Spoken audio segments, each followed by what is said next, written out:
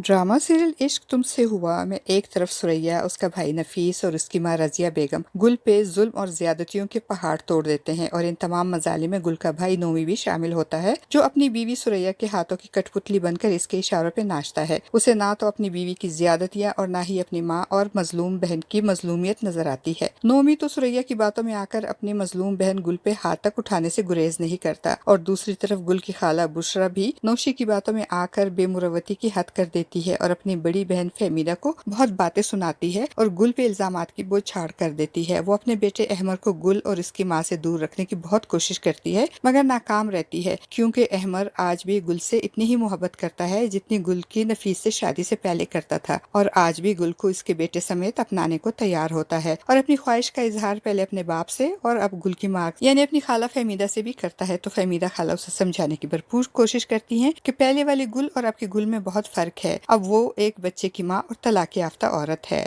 मगर अहमर कहता है कि मुझे इस बात से कोई फर्क नहीं पड़ता, मैं गुल के साथ साथ इसके बेटे असद को भी दिल से अपनाने को तैयार हूँ। तो फहमीदा खाला अहमद से कहेंगी, बेटा तुमको तो फर्क नहीं पड़ेगा, मगर तुम्हारी माँ को जरूर फर्क पड़ेगा और वो इस शादी पे कभी भी राजी नहीं होंगी। तो अहमर उन्हें तसल्ली देगा कि खाला अम्मी की आप फिक्र ना करे, मैं इनको मना लूंगा, आप बस गुल से बात करें और उसे राजी करें। और फिर गुल की माँ जब गुल से बात करेगी तो गुल साफ इनकार कर देगी। दूसरी तरफ अहमर की माँ बुशरा बेगम भी अहमर को अपनी खाला फहमीदा और गुल से दूर रखने के लिए अहमर की शादी नौशीन से करने का फैसला करेंगी और अपने शोहर को एतमाद में लेकर जुमे वाले दिन अहमर और नौशी की निकाह करवाने की तैयारी करेंगी और अपने शोहर को धमकी देंगी कि अगर आपने निकाह से पहले अहमर को कुछ भी बताने की कोशिश की तो मैं ये घर हमेशा के लिए छोड़कर चली जाऊंगी। दूसरी तरफ नफीस और इसकी बीवी दोनों ही मक्कार और चालाक और अय्यार होते हैं, दोनों ही एक दूसरे को ड्राइव करते हैं और धोखा देने की भरपूर कोशिशें करते रहते हैं। नफीस अपनी दूसरी बीवी से इसका जेवर मकान खरीदने के बहाने हथियाने की कोशिश करेगा और उसके साथ जाकर बैंक से जेवर निकलवाएगा, मगर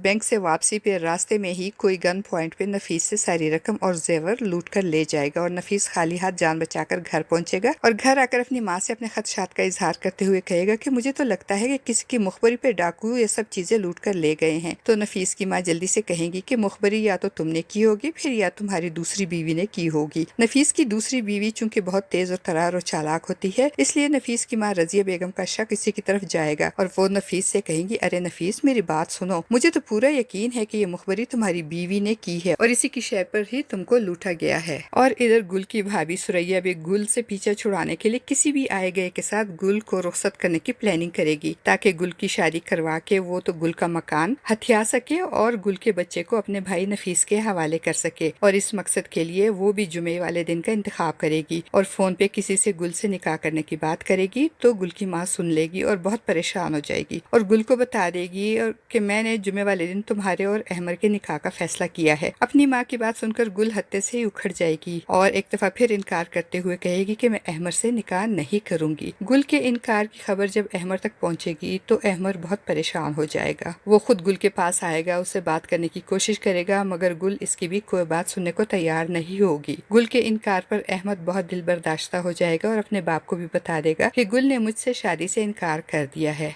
ड्रामे की कहानी में ट्विस्ट इस वक्त आएगा जब जुमे वाले दिन एक तरफ सुरैया गुल का निकाह और दूसरी तरफ बुशरा बेगम अहमर का निकाह नौशी से करने की तैयारियां करेंगी। आपको क्या लगता है, क्या सुरैया और बुशरा अपने मकसद में कामयाब हो जाएंगी? क्या अहमर गुल के इनकार से मायूस होकर नौशी के साथ निकाह पे राजी हो जाएगा, या अहमर को सुरैया की प्लानिंग के बारे में पता चल जाएगा और वो गुल को राजी करके खुद ही गुल से निकाह कर लेगा? आपका इस बारे में क्या ख्याल है? अपनी कीमती राय का इजहार कमेंट बॉक्स में जरूर कीजिएगा। चैनल पे न्यू है तो चैनल को भी सब्सक्राइब कर दीजिएगा। शुक्रिया।